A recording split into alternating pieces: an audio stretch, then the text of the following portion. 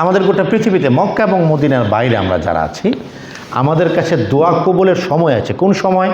জুমার দিনে দোয়া কবুল হয়। কোন সময়? আজান থেকে একামতের মাঝখানে দোয়া কবুল হয়। কোন সময়? তাহাজ্জুদের সময় দোয়া কবুল হয়। কোন সময়?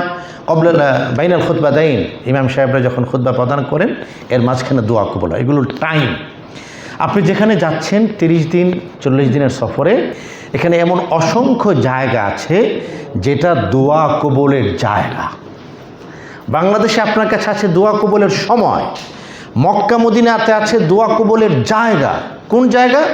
আপনি মাতাফ, এটা দোয়া কবুলের জায়গা। মাকাম ইব্রাহিম, এটা দোয়া কবুলের জায়গা।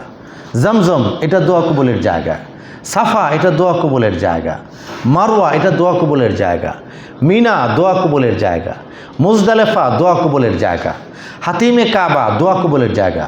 মসজিদে হারাম, দোয়া কবুলের জায়গা। আল্লাহর ঘর, দোয়া কবুলের জায়গা।